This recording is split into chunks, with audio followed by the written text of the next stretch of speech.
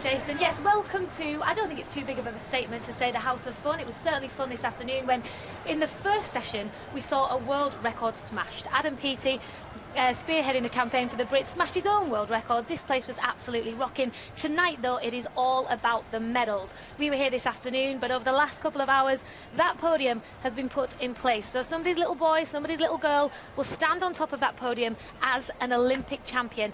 That is going to happen over the next couple of hours. Becky Adlington, 4-time Olympic medalist. Mark Foster, 5-time Olympian. Before we get into the specifics of who might be up there for Britain, let's talk about the British team in general. Expectations for the week, because one of the hardest selection processes in the world. How often are we going to see them up on that podium? It's a tough team this year. For London, we had Head when he said we're going to need caffeine if you want to watch this live back in Britain, because it is we're going to need caffeine here. It's going to be some early mornings back in Britain, yeah, but plenty of big names putting in huge performances. Who are some of the people that, since Adrian Morehouse, of course, if we don't see somebody, James Guy perhaps, Hannah Miley up on that podium as Olympic champion this evening. We can't talk about swimming without mentioning the Russians. It's overshadowed the whole build-up to the swimming. We heard today that the Russians do look like they're going to be on the start list. Efimova, for instance, that is not going to go down well. A young lady who has been found guilty twice. She's failed a drug test for banned substances. You're allowed to get off the fence. It's your opinion, Becky. And the thing is, ultimately, Is it Sun Yang, for instance, yep, world champion? We're going to see him in the 400 free final tonight. We're also going to see Britain's James Guy in that one. He had a brilliant World Championships last year, coming away with a gold and a silver, and he's been talking to our golden boy, Steve Parry. You know, if my child likes me half as much as Hannah likes her dad, I will be so happy, because it's an incredible bond they have. The last time I saw her, she just sort of said in passing, oh yeah, my dad's my hero. I mean, them stronger, and I think they really work well together, and they've tried so many different things. Filmmaker, Hannah's the one you're making a story about, right? She trains in a tiny pool. It's not even Olympic distance. She trains with her brothers. It's a really endearing, unique setup, isn't it? it is, and it's kind of very intense, I would have thought, but at the same time, when you get those kind of results, it's very heartwarming. She has a world medal, she has a European medal, she has a Commonwealth medal. She does not have an Olympic medal yet. Stiff competition, though. I mean, Katinka is out there on her own, but it's not just Katinka, is it? Well, not just Hannah in this event for the Brits. Amy Wilmot as well, worth a mention, second-generation Olympian. What do you make of her chances? I think both. Well, stick with us if you want to see whether Hannah is going. Special, I mean, that was a phenomenal world record, but as Becky said, he wasn't even out of breath, and he actually took the opportunity to talk about inspiring the next generation of swimmers. So if you have children, tonight is the night to let them stay up all night. Or wake them up early. Yeah, because my kids will be already awake at that time. We talk about inspiring the next generation. You know, we've talked to Adrian about, he looked at the Duncan Goodhues, the Wilkies. Well, I think this is something special tonight. It's no surprise. Becca Cook, we've always had some good people in there. Well, there's plenty of reasons to stay up tonight. We love swimming. Everyone loves swimming. Mic'd up for tonight's action. There's been Brazilian drums, there've been samba dancers for the headdresses. We had to make Mark take his headdress off before we came on. I was salsering around the table, wasn't I? And why wouldn't you? Salsa lessons. Yeah. After this morning, the heats were very successful, weren't they? 6 out of 7 British swimmers booked themselves in the finals and semi-finals tonight. What are you most excited about, Becky? Talking about James Guy, we've said a couple of times, not his favourite swim this morning, not his best time, but there's no point in writing him off, is there? It was a good... The only person who could get himself onto that podium this evening. Hannah Miley and Amy Wilmot also booked themselves places in the finals of the 400-metre individual medley. Let's talk to Sharon Davies, who's down there in the mix zone. She's the first lady who sees the girls when they come out of the pool. Sharon, what did you make of their swim? Who very nearly broke the world record earlier this morning. She didn't quite manage to do it. One guy who did manage to do it, much to the delight of you guys. I come from Max Litchfield, and not just Max, his younger brother Joe was a European junior champion earlier this year. So lots of early mornings in that household, isn't there? Right, let's look ahead to the women's 100-metre butterfly. I know Sharon's going to try and grab Max, and we'll keep an eye out for if and when that happens. But Sarah Sjostrom, Dana Vollmer, defending Olympic champion in the American, Sarah Sjostrom, world record holder. Sarah Sjostrom, I mean, is anyone going to... Would it be fair to say that she's almost a victim of her own success? She's got way too many events, hasn't she? Right, let's hear from Max Litchfield, because he's with Sharon now. Well, huge congratulations to Max Litchfield. Not a bad day at the office for him, was it? First Olympics, first final to come away for. Congratulations. Store that name in your memory banks, I think. Right, plenty of applause. It is time now for the women's 100-metre butterfly semi-finals. Adrian, Andy, over to you.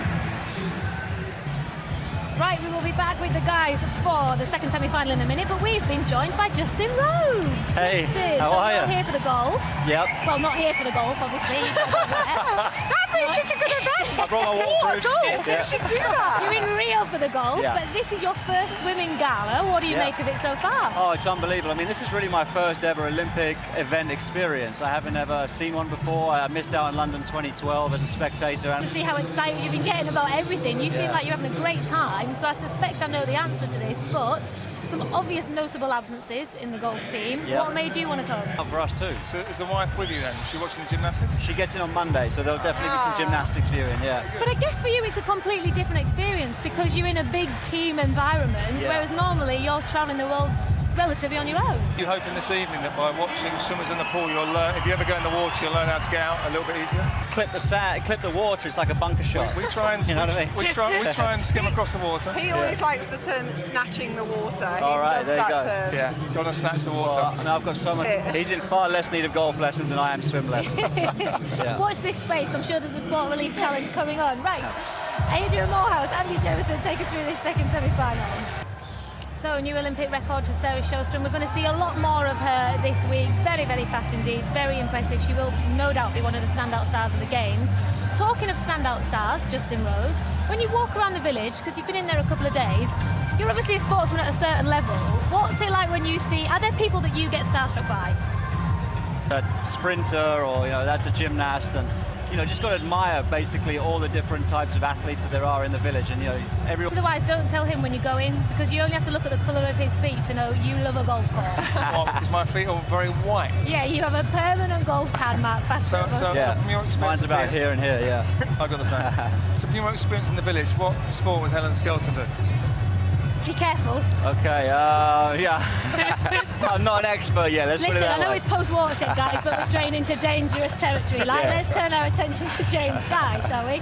400 freestyle final. We've talked a lot about him maybe not being the happiest bunny this morning, but how confident are you that he can do something in this final? Yang, the reigning Olympic champion, because he's a boy with, was a brave swim, wasn't it, by James Guy. He was out there for so long, and you kept saying, I'm nervous. I felt sick. I think, imagine how his parents are. What did you make of see James Guy tomorrow in the heat of the 200-metre freestyle? He mentioned his family there because, we talk a lot about how families support swimmers. His family uprooted and moved down south, didn't they? Because he wasn't quite settling at boarding school. It's a heck of a commitment. Isn't it? It looks a bit like a Pokemon. It probably was just a Pokemon.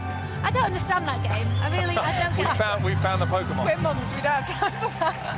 Right, so the first national anthem we heard tonight was the Japanese national anthem. Will we hear our national anthem played out this evening? You never know. Hannah Miley has booked herself a place in the final. She's got to get past Katinka Hosu if she wants to do that, but Hannah Smiley Miley is one lady that we're very proud of.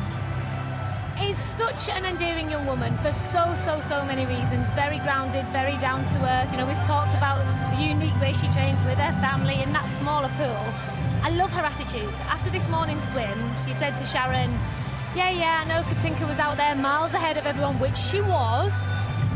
But Hannah went, yeah, she's got to back that up tonight, so you never know what could happen. She was, at one point she was so far ahead, you're not just thinking, head down, get this done, go. Look, at least look. She's got. I mean, that was a heck of a race. We all thought this was going to be the chance that Hannah Miley got the Olympic medal that she deserved. Let's hear from her now. Hannah, we love you.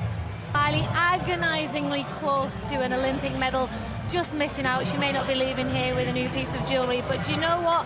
She has won herself an army of fans. Fantastic swimmer, fantastic swim, and you cannot take anything away from what she has done in this pool. Coming up a little bit later on, we'll see Adam Peaty and Ross Murdoch going in the semi-finals of the 100-metre breaststroke. We're flat, aren't we? We'll be back up fit for the boys, though. Headlines, Hannah. Jason. Right, so we have just seen Mac Horton crowned Olympic champion in the 400-metre freestyle. Big relief all round for Mac Horton. It wasn't too long ago that he was in a very serious car accident. We've owned him tonight. I know. I think it's fair to say there has been plenty of discussion and controversy around Sun Yang, who's sitting on the silver podium, and plenty of talk about what may or may not have happened in the warm-up pool. But actually, it doesn't really matter, does it? Because Mac is a guy who's going home with that gold medal. Right, one British bloke who you will have heard lots about, who is well on course to be Britain's first Olympic male champion. since 1988 is Adam Peaty. We're about to see him in the semi-finals of the breaststroke. He goes in the second semi-final, Ross Murdoch goes in the first. Let's talk to Adrian Morehouse, our last male Olympic champion. After he broke that world record this morning, he seemed so relaxed and so confident, and he even took, he was talking down the line to the journalists for about 40 minutes, wasn't he? He seemed so relaxed and spent a lot of time talking about inspiring youngsters, Andy. How impressive is that? 200 European breaststroke champion. He's not doing it here at the Olympics. That's a discussion that's been going on behind the scenes. It is what it is. He didn't qualify at trials, so it'll be interesting to see what happens in that. Plenty he can learn from, and he seemed to have the right attitude, shrugged his shoulders, moved on. Yeah. I wonder how long Adam Peaty is going to spend in that media line tonight, because... Well, he didn't break the world record, so probably... I see you and you pull your faces out. That's right. Adrian and Andy, talk us through the next one, because we've got the women's 4x100 women's relay. The Australians went out and set a phenomenally quick time this morning, didn't they? They certainly did. They were absolute. Well, that is the final of the first day of the swimming finals, and it kind of gives us an indication what's going to happen over the rest of the week, doesn't it? Great world record from Australia, impressive swims from those ladies, those sisters we're going to see out there on their own later. That race. So you never know at the beginning of the meet on the first day. Katie Ledecky is a name and a lady we will see a lot more of this week. Another guy we will see a bit more of this week is Adam Peaty. He's booked himself a place in the final of tomorrow's 100-metre breaststroke, and he caught up with Sharon a few moments ago. Bye. Thanks for your company, guys. We'll be back here tomorrow for the heats in the afternoon session. Jason, please stop these two before we fall asleep.